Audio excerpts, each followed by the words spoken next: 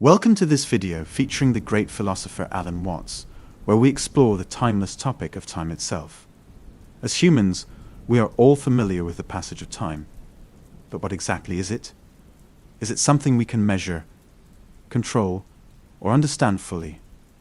Alan Watts was a master at breaking down complex philosophical concepts into simple, relatable ideas. In this video, we'll delve into his teachings about the mystery of time and the nature of its existence.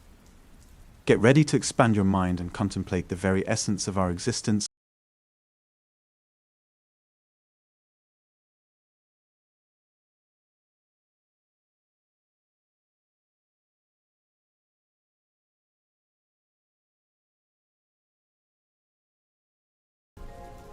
And yet it seems absolutely fundamental to our life. Time is money, we say. I don't have enough time. Time flies. Time drags. And I think we should go into the question of what this is, because in our ordinary common sense, we think of time as a one-way motion from the past, through the present, and on into the future. And that carries along with it another impression, which is to say that life moves from the past to the future in such a way that what happens now and what will happen is always the result of what has happened in the past. In other words, we seem to be driven along. You know, once upon a time it was fashionable in psychology for people to speak of man's and animals' instincts. That we have, for example, an instinct for survival, an instinct to make love, and so on. But nowadays that word has become unfashionable, and psychologists tend instead to use the word drives, and to speak of the need for food as a drive, the need for survival or for sex as drives. And that's a very significant word, because it's brought out, isn't it, by people who feel driven. I must say personally, if I feel hungry, I don't feel driven. Also, if I feel lusty, I don't feel driven. Because I don't say, oh, excuse me, but I have to eat. Or excuse me, but I need to fulfill my sexual urges, my biological impulses. I say, hooray, I identify myself with my drives. They're me. And I don't take a passive attitude towards them and apologize for it. So the whole idea of our being driven is connected with the idea of causality, of life moving under the power of the past. And that is so ingrained in our common sense that it's very difficult to get rid of it, because I want to turn the thing round completely the other way and say that the past is the result of the present. Let us suppose, just for the sake of example, that this universe started with a big bang, as some cosmologists believe. Now, when that bang happened, it was the present, wasn't it? And so the universe began in what we will call a now moment. Then it goes on doing its stuff. And always, when any event that we now call past came into being, it came into being in the present and out of the present. That's one way of seeing it. But before we get further involved in this, I want to draw your attention to a fallacy in the very common sense idea of causality. That events are caused by previous events, from which they flow or result necessarily. To understand the fallacy of that idea, we have to begin by asking, what do you mean by an event? let's take the event of a human being coming into the world. Now, when does that event begin? Does it occur at the moment of parturition, when the baby actually comes out of its mother? Or does the baby begin at the moment of conception? Or does the baby begin when it was an evil gleam in its father's eye?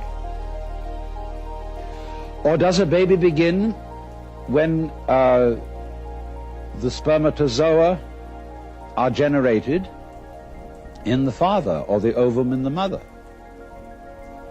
Or could you say a baby begins when its father is born, or when its mother is born? All these things can be thought of as beginnings.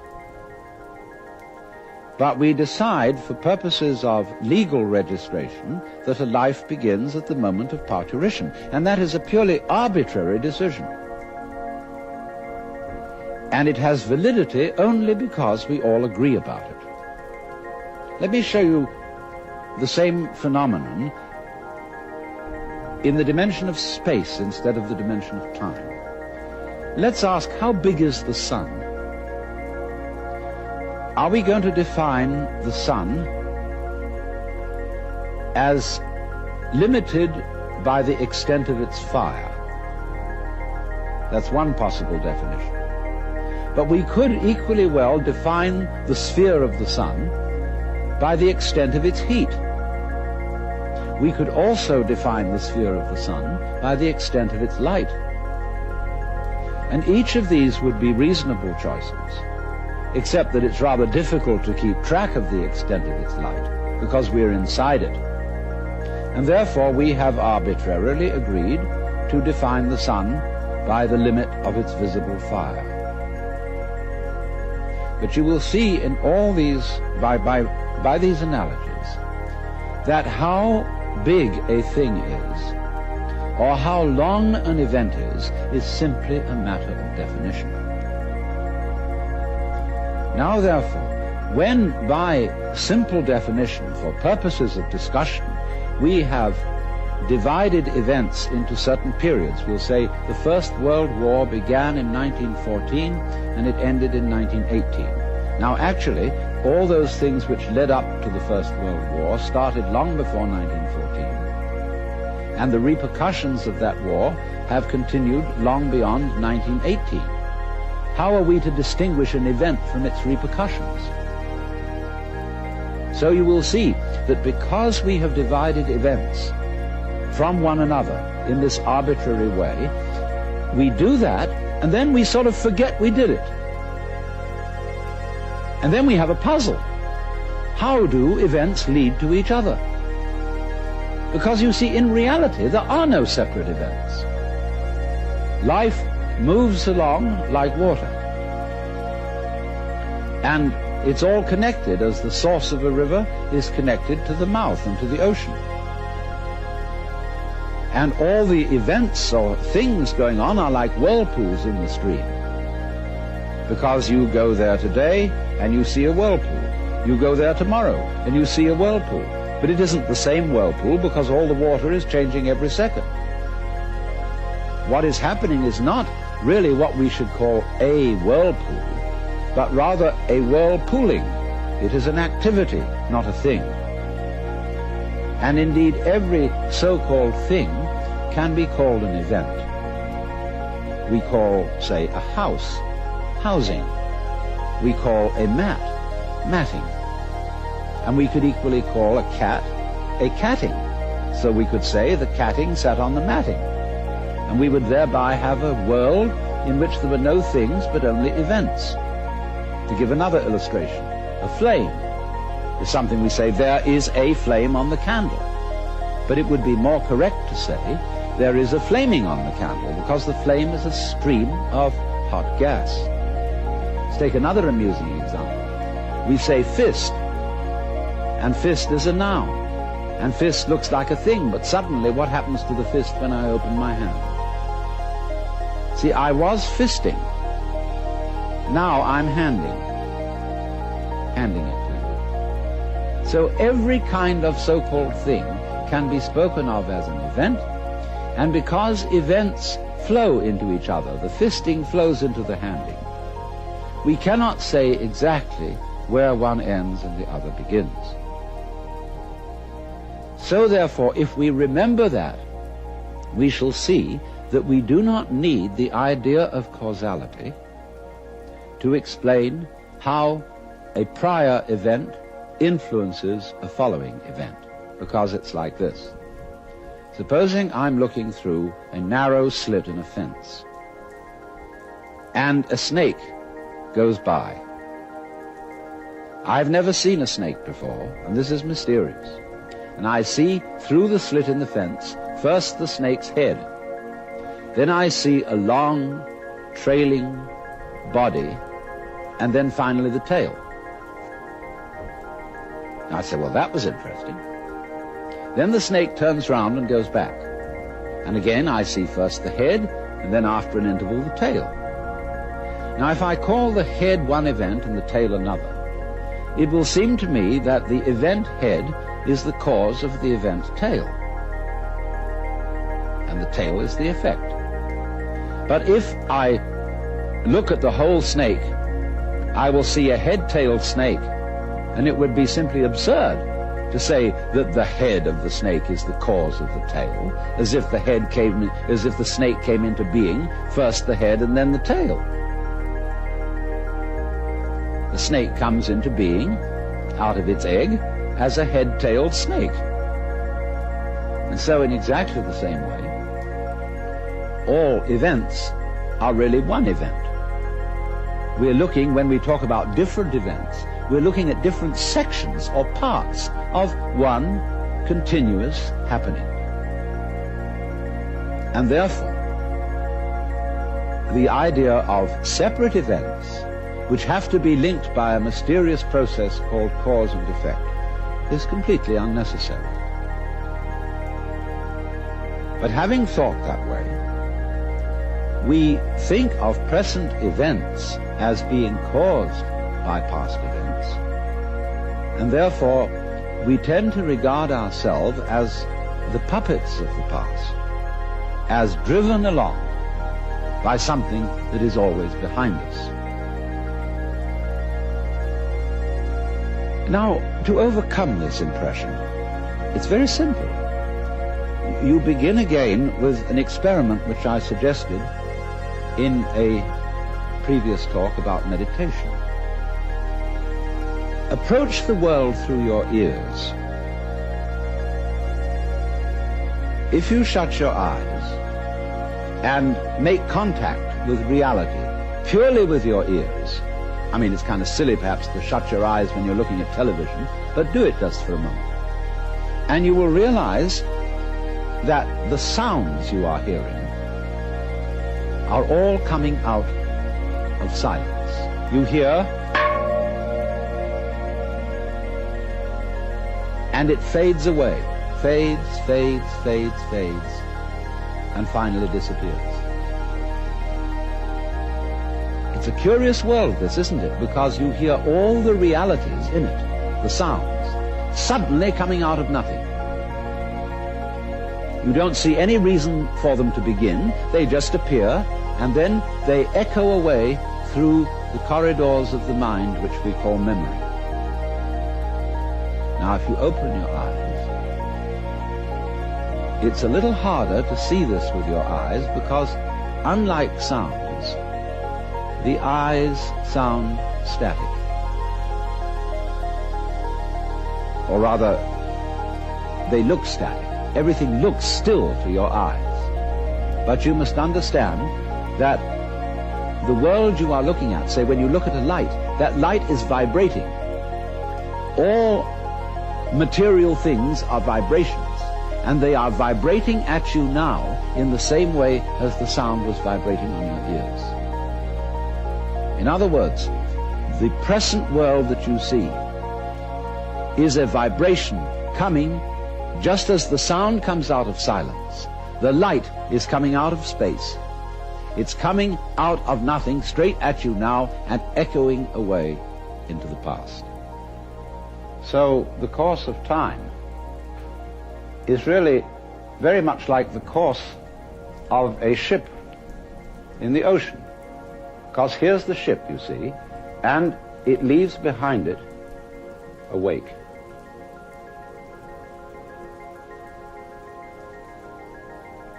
And the wake fades out. And that tells us where the ship has been, in just the same way as the past and our memory of the past tells us what we have done. But as we go back into the past, and we go back and back to prehistory, and we use all kinds of instruments and scientific methods for detecting what happened, we eventually reach a point where all record of the past fades away in just the same way as the wake of the ship. Now, the important thing to remember in this illustration is that the wake doesn't drive the ship any more than the tail wags the dog.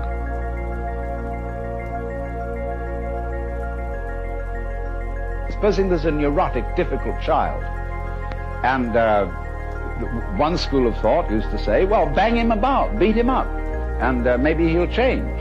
But then they said, oh no, that's not fair to the child to beat him up because it was his parents. They didn't bring him up properly. And so then they say, well, punish the parents. Well, the parents say, excuse me, but our parents were neurotic too, and they brought us up badly, so we couldn't help what we did. And so since the grandparents are dead, we can't get at them. And in any case, supposing we could, we would pass the whole blame back to Adam and Eve in the Garden of Eden. And they started all this mess. But then Eve would say, no, the serpent tempted me and I did eat, and it was the serpent's fault. Well, you know, when God, in the story of Genesis, asked Eve, didst thou eat the fruit of the tree whereof I told thee thou shouldst not eat? She said, oh, but the serpent tempted me, and I did eat. And God looked at the serpent, and the serpent didn't make any excuse. He probably winked. Because the serpent, being an angel, was wise enough to know where the present begins. So you see, if you insist on being moved, being determined by the past, that's your game. But the fact of the matter is, it all starts right now. But we like to establish a connectivity with the past, because that gives other people the impression that we're sane. If you ask me then, why am I talking? Well, I could say I'm making a living this way, or I have a message that I want to get across to you. But that is not the reason. I'm talking for the same reason that birds sing, and for the same reason that the stars shine. I dig it. Why do you dig it? Well, I could go on answering all sorts of questions about human motivation and psychology, but they wouldn't explain a thing, because explaining things by the past is really a refusal to explain them at all. All you're doing is postponing the explanation. You're putting it back and back and back and back, and that explains nothing. What does explain things is the present. Why do you do it now? Now, this is a slight cheat, because that doesn't explain it either. Because what happens now, just as the sound comes out of silence, all this comes out of nowhere. This is in connection with what I explained to you in another talk about the power of nothingness. All life suddenly emerges out of space, bang, right now. And to ask again, why does it happen, is an unprofitable question, because the interesting thing is not why, but what. What happens, not why does it happen. I can say, well, I am doing this now because I did that then, and so I am producing for you a continuous line of thought. But actually I'm doing it backwards. I'm doing it always from now and connecting up what I do now with what I did so that you can see a consistent story. If I define myself as the whole field of events, we'll say the organism-environment field, which is the real me, then all the things that happen to me may be called my doing. And that is the real sense of karma. But when we speak about freedom from karma, freedom from being the puppet of the past, that simply involves a change in your thinking. It involves, in other words, you're getting rid of the habit of thought whereby you define yourself as the result of what has gone before, and instead get into the more plausible and more reasonable habit of thought, in terms of which you don't define yourself in terms of what you've done before, but in terms of what you're doing now. And that is liberation from the ridiculous situation of being a dog wagged by its tail.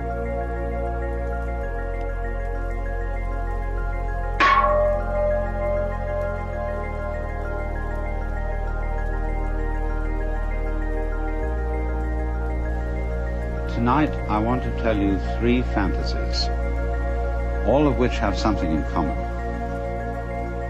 The first fantasy is about reproduction. We use the word reproduction in 2 principal ways. When we talk about the biological reproduction of the species, and when we talk about making a good reproduction of something in terms of a painting, a photograph, or a recording, or a videotape. And what is all this about reproduction in that direction? Hundreds of years ago, kings of Europe who wanted to form feudal alliances by marrying the princesses of far-off states would have painters send portraits of the lady in question to see if His Majesty approved of her before he got her. And there's a famous story in which Henry VIII of England was badly cheated in this respect by a too flattering portrait of Anne of Cleves. And therefore there grew up a kind of morale among artists in the European tradition to make faithful reproductions of people. And they perfected their technique, beginning with the marvelous work of the Renaissance painters and the Flemish painters, and going on finally to what was called art officielle in the 19th century. We got what we now call photographic realism.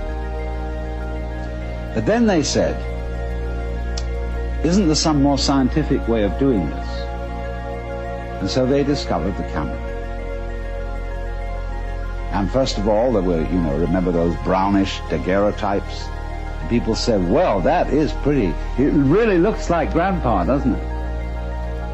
And then they said, but there's several things missing. It isn't colored. So first of all, they tinted them. And then they said, well, it's real lifelike. But then they went on to say, but there are some people whose whole style of life, whose personality is in the way they move. And if you just take a static shot like that, the personality isn't there. It's the way they go. So they said, we've got to have some way of making people move. So they invented the movies. And I remember when the first movies came out, they were all going everybody was going, in a jerky way. Then they smoothed it out and they said, oh, that's real lifelike. But they said then, but there's another thing about reproducing people, which is that they talk, and a whole lot of their personality is in the voice. So can't we have them talking at the same time that they move? So they invented the talkies. And then to get it more lifelike still, they colored them. They said, wow, now we're really getting somewhere. Then, to make it even more real, they put it in 3D. And you had to wear sort of spectacles over your face to see it that way. But then they went on to say, why is it that every time we want to see one of these things, we have to go down to the center of town? Can't we have it all at home? And so television came on. And in television, they first of all started out with black and white, and it was kind of like Robert Benchley once described the cuts in French newspapers as all looking as if they'd been made on bread. Well, that was television in a certain period. And then they improved it, and then they colored it, and that's where we are now. Not quite. Because somebody has come out with the thing that we shall all be seeing soon, which is the hologram. A television image produced by laser beams, where you see a three-dimensional figure out in the air in front of you. I say, isn't that marvelous? And then, but of course, when you go up to it and you put your hand on it, your hand goes right through it. You can't touch it.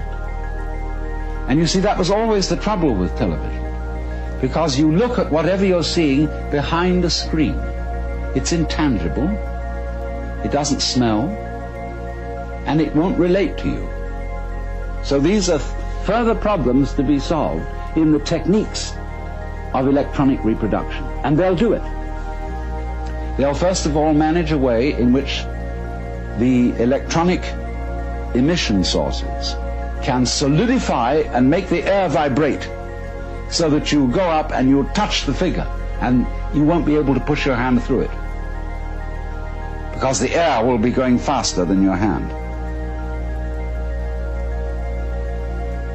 Imagine that. You can actually, if there's a beautiful dancer on the television, you'll be able to go up and embrace her. But she won't know you're there, and she won't respond to you. And you'll say, well, that's not very lifelike. Just as they once said, if the photograph doesn't move, it's not very lifelike. If it doesn't talk, it's not very lifelike. They'll next say, if the reproduction in three-dimensional solid doesn't respond, it's not very lifelike. So they'll have to figure out a technique for doing that. What will they do? Well, I tell you. Sitting in your home, where you're watching the scene on a kind of stage now, not on a screen, there'll be a TV camera observing you.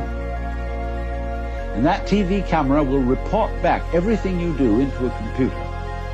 And the computer will so manage each bit of information, that's to say, each tiny little granule unit of information going into the image that you're looking at, that it will immediately decide what is the appropriate response to the approach that you are making to the image. Won't that be great? You know, she may slap you in the face, and she may kiss you. You never know. But then, to say, no, this is still not really the kind of reproduction we want. What we wanted when we looked at this scene is to be able to identify with one of the characters. We wanted to not just watch the drama that's being performed on the stage in front of us, but actually get into it. And so we want to be wired in with electrodes on the brain, so that we will actually feel the emotions of the people acting on the stage. And so eventually we will get absolutely perfect reproduction, and we will be able to see that image so vividly that we shall become it. And so the question arises,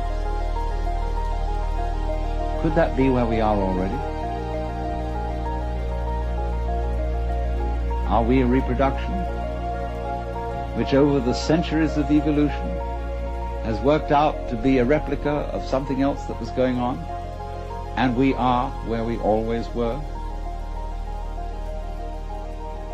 Now the next fantasy concerns the idea that every living being thinks it's human.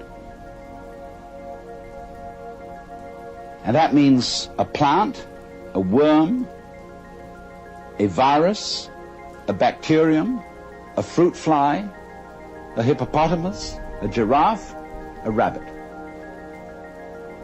That all these beings, wherever they feel out from, as we feel out from our bodies, feel that they're in the middle. That is to say, wherever you look, you turn your head around, and you feel you're in the middle of the world. You feel you're the center. And a rabbit or a fruit fly feels that it is a center. And it has around it a company of associates who look like it. And therefore this creature knows that these are the right people. just as we know when we look at human beings, they're the right people. They are one of us. Only, of course, we have to make distinctions, because you never really know that you are you and that you are really in the right place unless you can contrast yourself with some other people who are, after all, not quite in the right place, and some other people who are very much in the wrong place. And then, through having this succession of comparisons, you know that you're okay. Well, the insect has exactly the same arrangement. Well, you say, well, insects and things like fishes, they don't have any culture? What do you mean, fishes being civilized and being entitled to consider themselves as humans? Well, let me put the argument from the fish's point of view. Fishes say, human beings are a mess. Look what they do. They can't exist without cluttering themselves and carrying around all kinds of things outside their bodies. They have to have houses and automobiles and books and records and television and hi-fi equipment and stuff, endless stuff, and they litter the earth with rubbish. Think of a dolphin. He isn't really a fish because a dolphin's a mammal, but a dolphin's point of view towards the human race. Dolphins spend most of their time playing. They don't work, because the grocery is right there in the ocean, whatever they need. And so a dolphin will catch up with a seagoing liner, and it'll get on the wake of the liner and put its tail at an exact angle of 26 degrees. And in so doing, the liner will carry the dolphin along. The dolphin will make circles around the liner just for fun, playing all its life in the water. And we know that a dolphin's brain is as big, if not bigger than ours. It is incredibly intelligent, and it has a language which we can't decipher. And the person who knows most about dolphins in the United States, Dr. John Lilly, is a friend of mine, and he said he came to the conclusion that dolphins were too smart to tell us their language. So he abandoned this project. He said he would no longer keep such a highly civilized being in the concentration camp of the zoo, and that it should go back to the ocean. So the point is, though, that not only dolphins, but every organism that has any sensitivity in it whatsoever considers itself to be the center of the universe. Now, it has its problems. There's a Zen poem which says, "The morning glory which blooms for an hour differs not at heart from a giant pine that lives for 1,000 years." In other words, an hour is a long life to a morning glory. 1,000 years is a long life to a pine. And our 80 years and 10, or as the insurance company's actuarial tables put it, somewhere between 65 and 70 years as an average human life, seems about the right length of life. I mean, there are people who want to go on and are in quest of immortality and have their bodies frozen in case there should develop in the future some technique by which they could be revived. But I really don't go for that idea, because nature has mercifully arranged the principle of forgettery as well as the principle of memory. If you always and always and always remembered everything, you see, you would be like a piece of paper which had been painted over and painted over and painted over until there was no space left, and you wouldn't be able to distinguish between one thing and another. It's like when a whole bunch of people start to scream and make noises and out-scream each other, and soon you can hear nobody. So in that way, one's memories become screams, and nature mercifully arranges that the whole thing be erased, and you begin again. You see, it doesn't matter in what form you begin, whether you begin again as a human being, or as a fruit fly, butterfly, or a beetle, or a bird. It feels the same way that you feel now. So we're really all in the same place. We all have above us things much higher than ourselves.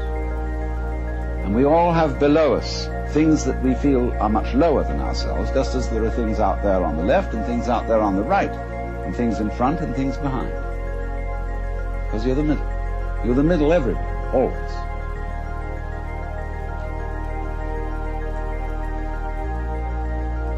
Now my third fantasy. Nobody has, it seems to me, really seriously asked the question, how do stars begin? Why? How out of space do these enormous radioactive centers arise? Well, I'm going to solve this problem on the principle of the egg and the hen. Because it is said, a chicken is one egg's way of becoming other eggs. And if you've understood my second fantasy, you will see how that could be true. Now let's suppose then that a planet is one star's way of becoming another star. You know, stars, when they explode, they send a lot of goo out into space. And some of this goo solidifies into balls which get in orbit and spin around the star. And in one chance in 1,000 maybe, one of those balls will become like the planet Earth. And slowly upon it will arise what some people might call a disease called the bacteria of intelligent life. And they have a notion, these things that we call alive, that they ought to go on.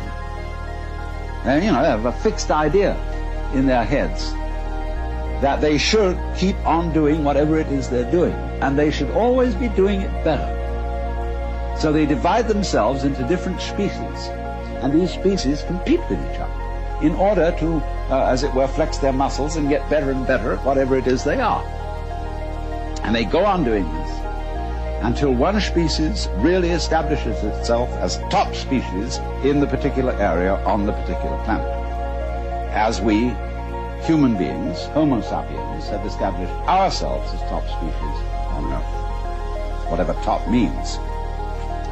Well then, when we have a little leisure and don't have to spend all our time finding food to put into our mouths, we start asking questions. And we look around at each other and everything and say, what is this? I mean, what's going on here? Well, some people say, that's a stupid question to ask. Why don't you just go on doing your work? Go hunting, go farming, go doing your business. They say, no, there are higher things. And so they create a special class of people who are in India called Brahmins, among us, philosophers, scientists, theologians, thinkers. And they go into this question, and they're allowed to stop farming, to stop hunting, to stop mining, to stop scrubbing floors, and to go to very special places called universities, where they can sit around and think about what is going on. Well, they think about this. First of all, they do what they call philosophy, which is they try to say what it means. What does the word be? What does the word exist mean? What do we mean when we say we're here? Well, they find they can't discuss that very far because the word stops meaning anything. It sort of becomes a noise. They say, no, we're not really getting to the point. What we've got to do is, instead of thinking all the time and just theorizing and talking words about what's going on, we've got to investigate it experimentally. We've somehow got to look into this stuff that we call reality, the material world, and find out what it is. So they start chopping it up. See? They go into flowers and they chop up the seeds and they look into the middle of the seeds. They find something there and then they have to get a magnifying glass and look in on that. It gets smaller and smaller and smaller. And they reason they must eventually come to some particle called an atom. In Greek, atom means atomos, non-cuttable, what you can't split any further. So they come down to the atomos, that than which there is no whicher, they thought. But then they found they could split that atom. They could find the electron, the positron, the meson, etc., etc., etc. forever.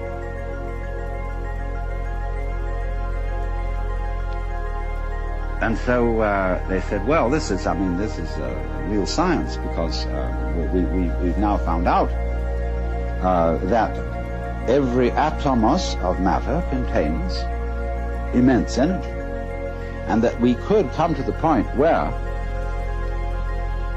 we could release the energy in the atom. And the trouble with intellectual people is that anything that can be done must be done.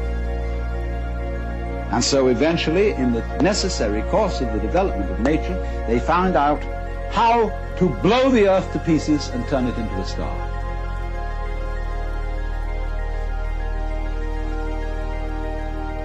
So that may be, you see, how stars originate. They have planets like chickens have eggs, and the eggs burst and turn into chickens, and planets burst through the agency of intelligent life and turn into stars, which throw out other mud balls, some of which stand a reasonable chance, about as reasonable a chance as, say, any male spermatozoon stands when it enters the female womb of becoming a baby. 1 in a million. And those spermatozoa are in exactly the same position as the planets and the stars. Now, I tell you, this is a fantasy. But you may ask me, isn't it a rather unpleasant fantasy? Aren't things going the wrong way, the wrong direction? In other words, if the whole point of life, I mean, this tender biological substance with all its tubes and filaments and nerves, which is so very sensitive, if all this is to end up in fire, into an absolute blaze of light, don't we say, oh, what a shame? Is that the way it ends?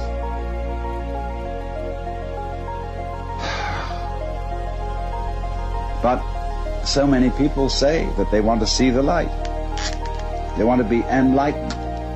They want to dissolve into the light of God. Then when they've done that, all over again the process goes on and it blows out those mud balls. And here are planets, and here once again you're a baby, you're a child. The flowers are brilliantly colored, the stars are gorgeous, the smell of the earth, the sound of the rain, everything is marvelous once again.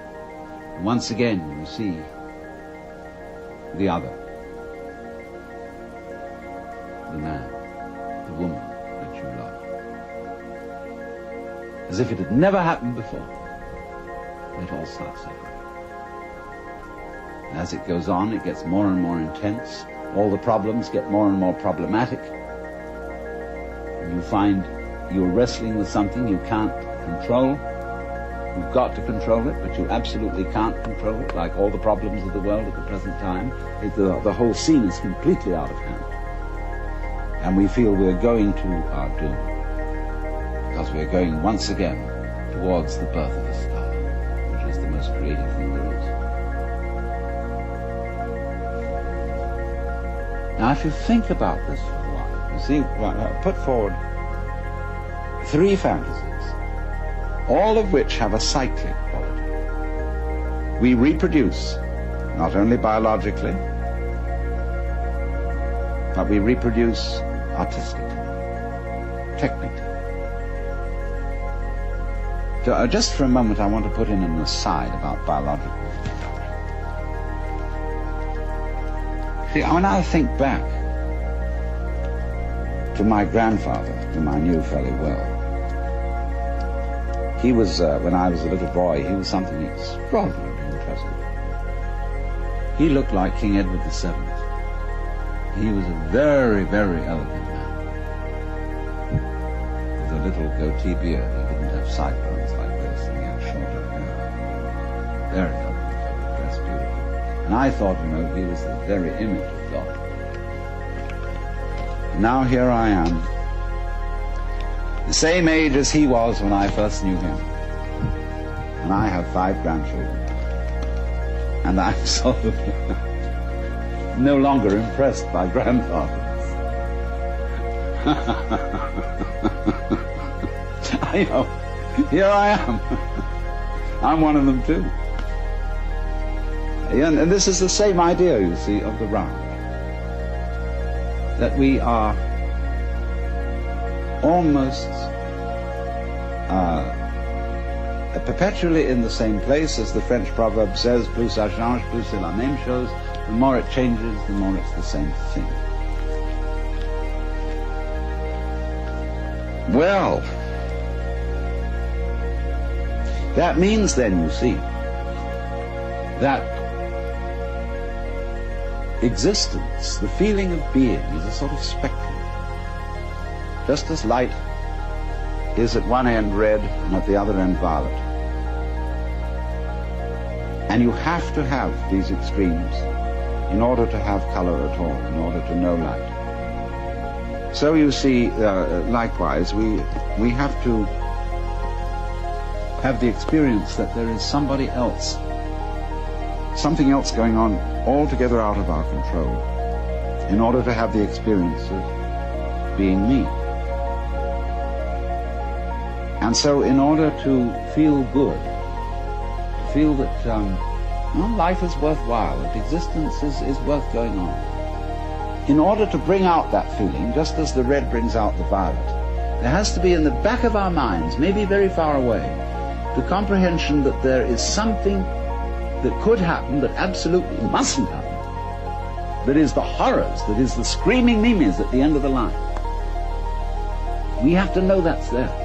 And every so often, that has to happen. Because if there isn't the experience that we go through, called the screaming mimes at the end of the line, where everything has gone wrong, like just before he died, the British novelist Arnold Bennett said, "I feel somehow that everything's absolutely wrong." You know?